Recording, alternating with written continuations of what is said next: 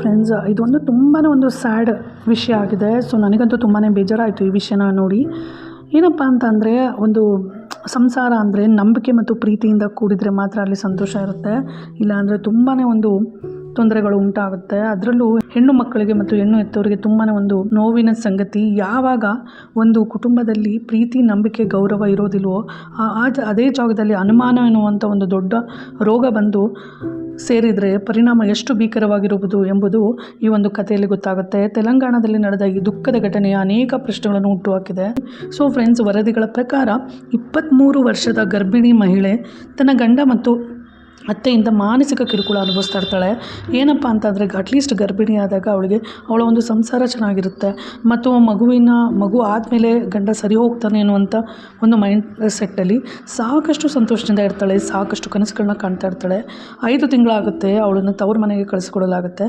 So ತವ್ರ ಮನೆಯಲ್ಲಿ ಯಾವಾಗ ಅವರು ಒಂದು ಶ್ರೀಮಂತದ ಬಗ್ಗೆ ಮಾತಾಡಲು ಒಂದು ಫುಲ್ ಗೆಟ್ ಟುಗೆದರ್ ಆಗುತ್ತೆ ಅವ್ರ ಫ್ಯಾಮಿಲಿ. ಆಗ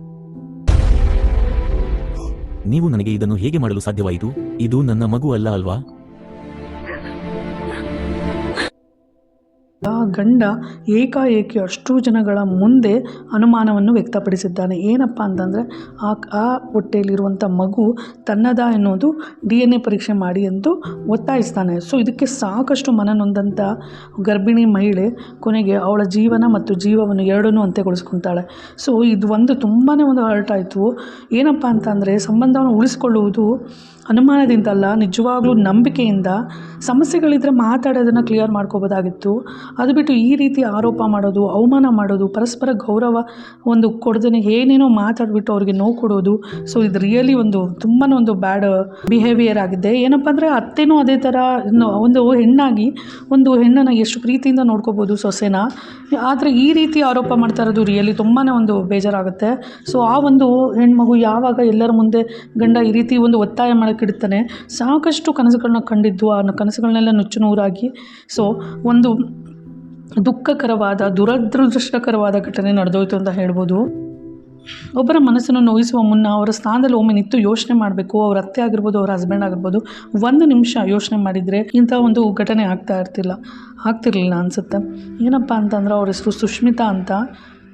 ಮದುವೆಯಾಗಿ ಕೇವಲ 18 ತಿಂಗಳಾಗಿದೆ, 5 ತಿಂಗಳ ಗರ್ಭಿಣಿ. ಸೊ ಈ ರೀತಿ ಅಂತ್ಯ ಆಗಿರೋದು ಅವರ ಜೀವನ ರಿಯಲಿ ತುಂಬಾ ಒಂದು ಹರ್ಟ್ ಆಯಿತು.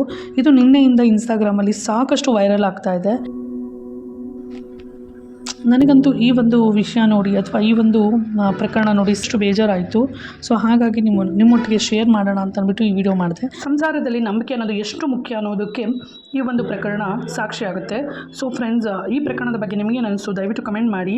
ಮತ್ತು ಸುಷ್ಮಿತಾಗೆ ಜಸ್ಟಿಸ್ ಸಿಗಲಿ. ಮತ್ತು ಈಗ ಸದ್ಯಕ್ಕೆ ಆಕೆ ಗಂಡ ಅಭಿಲಾಷ್ ಮತ್ತು ಅತ್ತೆ ಸದ್ಯಕ್ಕೆ ಪೊಲೀಸ್ ಕಸ್ಟಡಿಯಲ್ಲಿದ್ದಾರೆ. Thank you so much for watching the video. Thanks a lot.